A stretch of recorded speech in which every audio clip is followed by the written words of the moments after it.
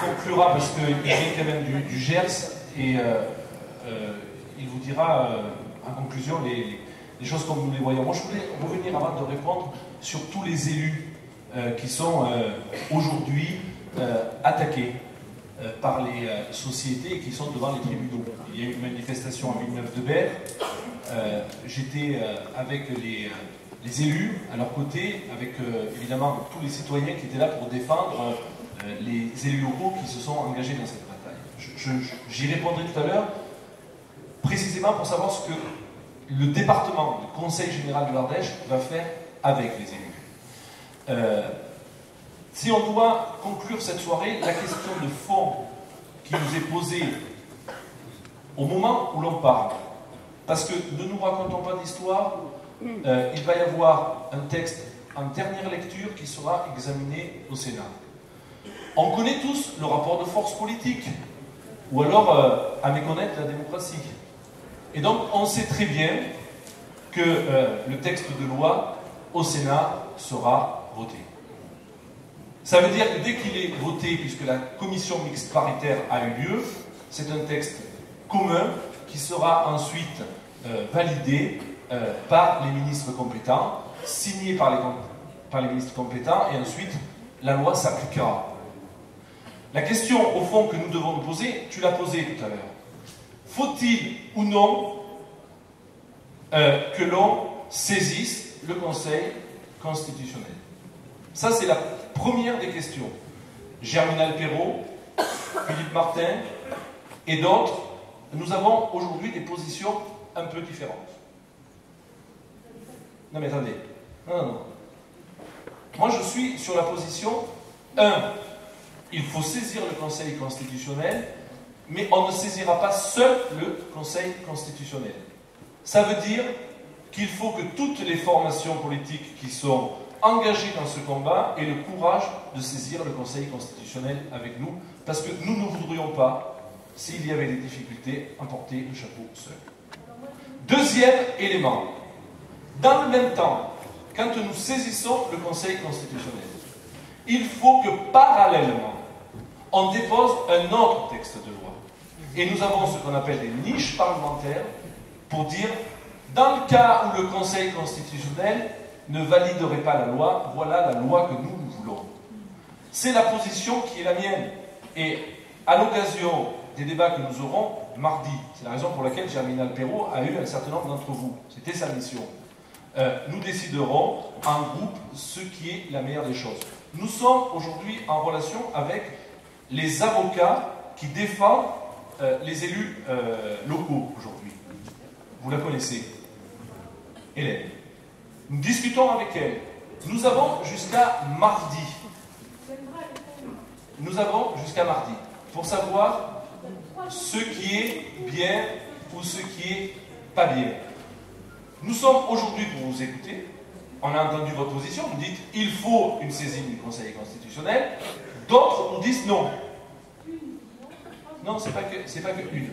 Moi, je vais discuter avec d'autres personnes, et notamment ceux qui sont à l'origine de ce combat. Il y a les collectifs.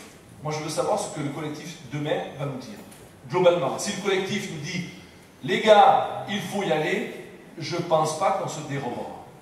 Voilà, clairement. Mais moi, je vous le dis ici, nous avons besoin d'un mandat. Moi, je ne suis rien d'autre qu'un élu du peuple, représentant le peuple, fait par le peuple et défait par le peuple.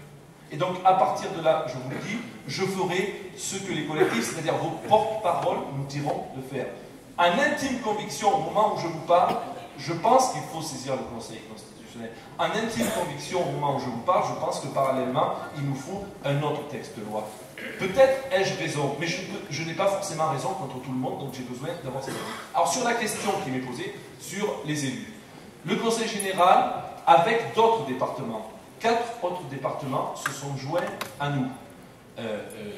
La Drôme, l'Hérault et le Gard. 4 conseils généraux se sont joints à nous pour faire, et Vaucluse, pour faire un recours et accompagner les élus locaux dans leur démarche. Nous allons faire appel à un cabinet d'architectes, d'avocats. Je suis sur notre débat. un cabinet d'avocats qui sera... Alors, je ne sais pas qui. Il y a des cabinets, ils ne demandent pas. D'abord, ça passe, excusez-moi de le dire, par des procédures, comme on dit. Et ce cabinet d'avocats va accompagner les élus.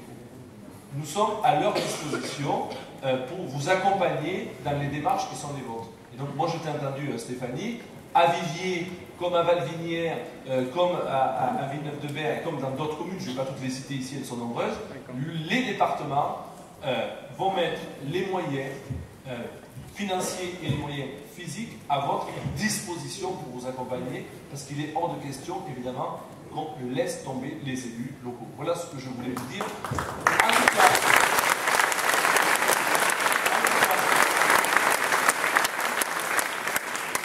derrière ce combat, moi je vous le dis, j'ai appris une chose, c'est qu'on ne peut faire avancer des sujets, quels qu'ils soient en politique, qu'à partir du moment où la délégation que vous nous donnez à un moment donné, parce que les élections c'est sympathique, mais quand vous nous donnez une délégation, si on laisse faire les élus, ça ne marche pas. C'est-à-dire que je considère que la démocratie représentative telle qu'elle fonctionne dans notre pays n'est aujourd'hui pas suffisante. Il faut autre chose. Il faut que les citoyens nous accompagnent dans les choix et dans les décisions que nous prenons.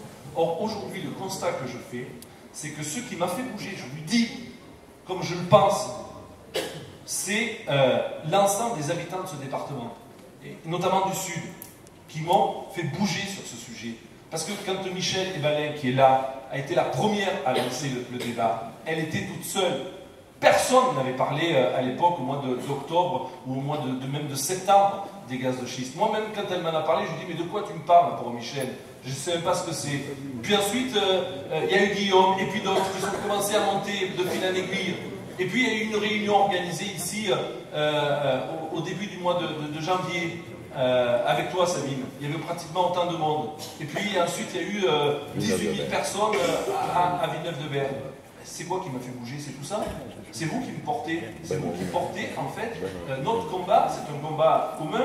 Est-ce qu'on le gagnera? Ben moi, je suis là pour essayer de me battre à vos côtés. Est-ce qu'on le gagnera? J'en sais rien. En tout cas, il y a des étapes. Oui. Alors, on le gagnera.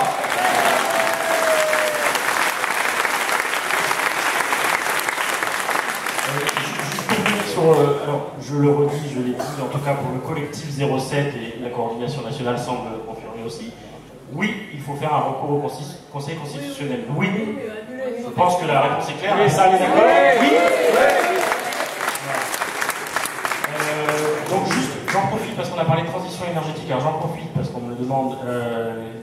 Effectivement, les citoyens et le collectif, la coordination nationale va le faire aussi parce qu'elle a cette possibilité de faire ce qu'on appelle une QPC, une question prioritaire constitutionnelle. Donc elle va aussi porter une question auprès du Conseil constitutionnel. Et ce que je voulais dire, et ça c'est important, c'est que vous en avez peut-être entendu parler, dans le Gard, il y aura un grand rassemblement cet été de réflexion. J'ai mangé les dates. À l'Ézan, 26 au 27. Oui, 25 au 27. Donc, sous août, sur la transition énergétique, un débat, une sorte de forum citoyen. Donc, les personnes qui sont intéressées par ce débat sont invitées à se rendre. Pour une fois, on a de la chance, c'est pas très loin, c'est juste dans le Gard, chez nos voisins. Voilà.